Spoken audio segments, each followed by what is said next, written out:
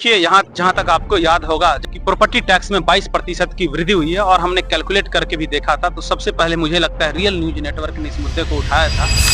आइए ना पता करते हैं 80-20 की राजनीति कौन करता है। भारतीय जनता पार्टी करती है ना कि 80% हिंदू है, 20% बाकी लोग हैं।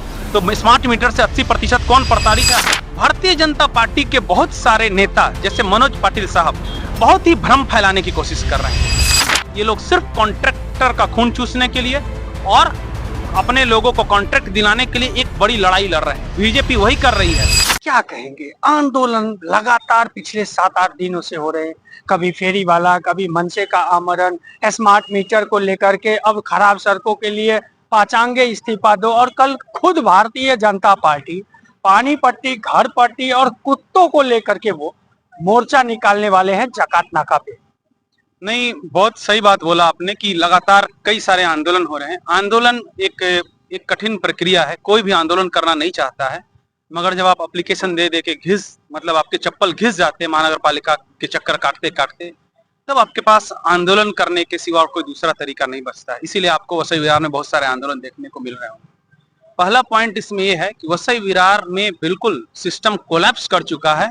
इसलिए हर मुद्दे पे इन्होंने फेरी वालों के लिए कोई नीति लागू नहीं की। फेरी वालों का हक है सर कि उसके लिए, फेरी वाला हमारे समाज का प्रमुख हिस्सा है। आपके और हमारे घर में फल और सब्जी कोई नागर सेवक और कोई महापौर और कोई विधायक नहीं लाके देता है सर। वो ठेले पे चलता हुआ फेरी वाला जो दिन भर घूम रहा है, जिससे हफ्ता वसूली की जाती है, और हफ्ता वसूली करने वाले भी नगर सेवक और नेताओं के ही लोग होते हैं। बाद में वो फेरी वाला बड़ी मुश्किल से थोड़ा सा अपना प्रॉफिट बचाता है।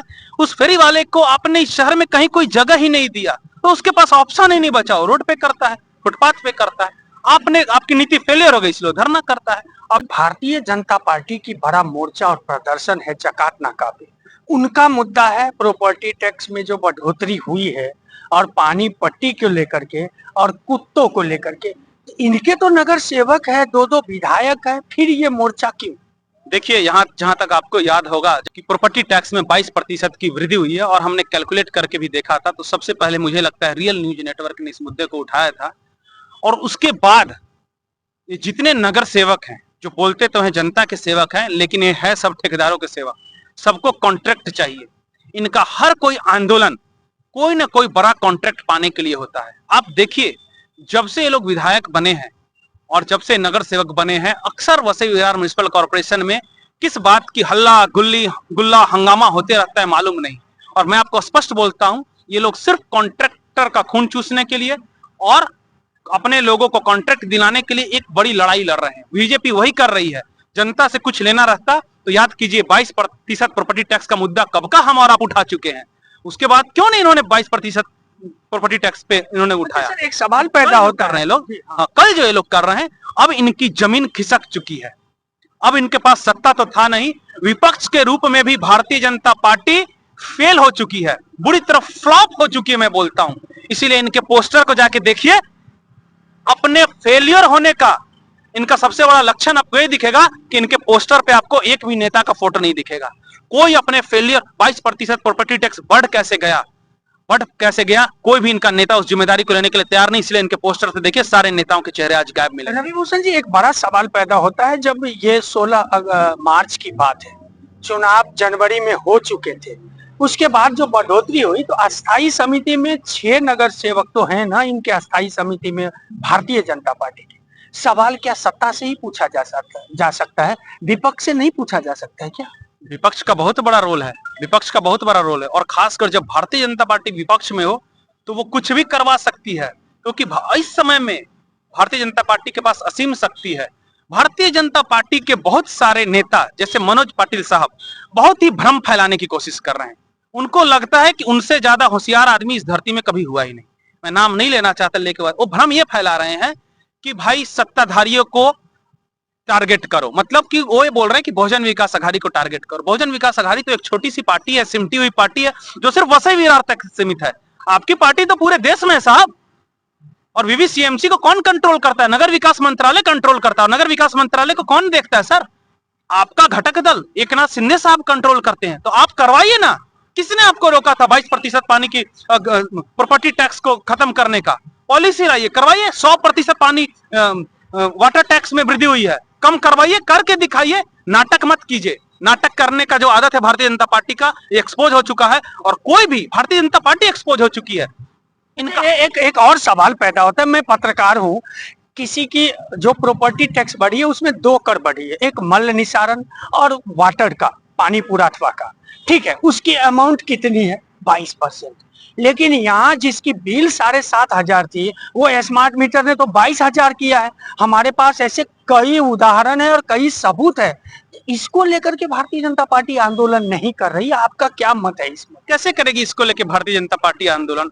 देखिए, स्मार्ट मीटर का मुद्दा विधानसभा में उठा, कांग्रेस पार्टी के दोनों विजय वट्टीवार साहब और नाना पटोले साहब ने भी उठाया। स्मार्ट मीटर का मुद्दा मनीष तिवारी जी ने संसद भवन में भी उठाया।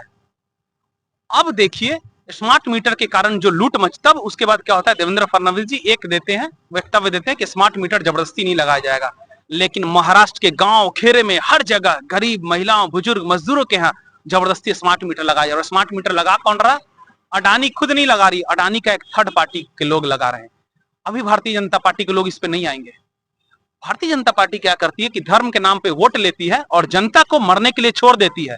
आइए ना पता करते हैं 80-20 की राजनीति कौन करता है? भारतीय जनता पार्टी करती है ना, कि 80% हिंदू है, 20% बाकी लोग हैं।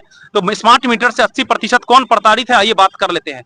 आइए आज एक और वोटिंग करवा लेते हैं कि महाराष्ट्र की जनता को स्मार्ट मीटर चाहिए कि स्मार्ट मीटर नहीं चाहिए, इस पे बात कर लेते हैं।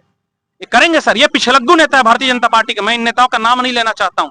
भारतीय जनता पार्टी के लोग पिछलग्गू नेता हैं। इन पिछलग्गू नेता को अब इनको लगा कि अरे विपक्ष ने तो मुद्दा उठा लिया।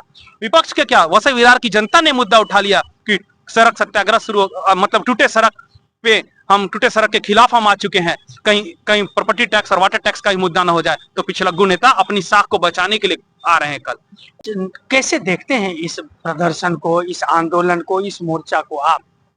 देखिए, यदि कोई भी चीज दिल से किया जाए और सही नियत से किया जाए तो भले ही भारतीय जनता पार्टी इसको करे, उसका पूरा सम्मान किसी को भी करना चाहिए, भले ही मैं विपक्ष में। लेकिन महासभा में जो अस्थाई समिति है उसमें भारतीय जनता पार्टी ने जो कुछ विरोध तो किया होगा ना, या फिर नहीं किया? ऐसे तो लागू नहीं हुआ होगा, कुछ तो हुआ होगा, तो वो भी तो सबूत जनता के सामने पेश करे ताकि लोग और सहभागी बने। बिल्कुल, आप लोगों का काम है, पत्रकार होने के नाते आप पूछिए कि वसई विरार। मैं तो पूछूंगा, मेरा तो सवाल ही। हाँ, वसई विरार नाला सुपारा नाये गांव में जो भी भारतीय जनता पार्टी के लोग हैं साहब, कल आप आंदोलन करने आ रहे हैं तो वो सब लेटर लेके भी आइएगा कि किस लेटर पे वाटर टैक्स वृद्धि पे आपका विरोध पे कब लेटर दिया था, प्रॉपर्टी टैक्स वृद्धि के खिलाफ में आपने कब लेटर दिया था। और कुत्ते, आवारा कुत्तों का जो मुद्दा है, जेन्युइन मुद्दा है, उसके लिए आंदोलन करने की जरूरत नहीं है सर। उसके लिए महानगर पालिका इस काम को करने में सक्षम है। उसके लिए आंदोलन इन्होंने जबरदस्ती उसको ऐड कर दिया है। वो काम एक सिस्टमेटिक तरीके से किया जाए तो आवारा कुत्तों पे का नसबंदी किया जा सकता है, उस पर कंट्रोल करना चाहिए, और वो मुद्दा सही है, लेकिन उसके लिए मुझे नहीं लगता आंदोलन की जरूरत पड़ती है सर। ये थे कांग्रेस के रवि भूषण जी। बात तो वही है और सवाल तो वही है कि आप अगर विपक्ष के भूमिका में है, 41 नगर सेवक है, अस्थायी समिति में 6 आपके सदस्य है, तो आपने किया क्या? वो सबूत भी कल उसी मोर्चा और उसी आंदोलन में आपको दिखाना चाहिए ताकि लोगों को सच पता चले कि वाकई जमीनी स्तर पर भारतीय जनता पार्टी लोगों के हित में काम कर रही है। और स्मार्ट मीटर को लेकर के जो मुंह बंद है भारतीय जनता पार्टी के नेताओं के, इनके नगर सेवकों का, यहाँ के विधायकों का, तो वो मुंह भी खुलना चाहिए। क्योंकि प्रॉपर्टी टैक्स से अगर 50 परिवार जितने प्रभावित होंगे उतने तो स्मार्ट मीटर के एक ही मीटर में प्रभावित हो जाते हैं। दोस्तों, अपनी प्रतिक्रिया कमेंट के माध्यम से जरूर बताएं कि ऐसे सवालों का जवाब क्या कल आंदोलन में मिलेगा या नहीं मिलेगा। चैनल को लाइक, सब्सक्राइब और शेयर करना ना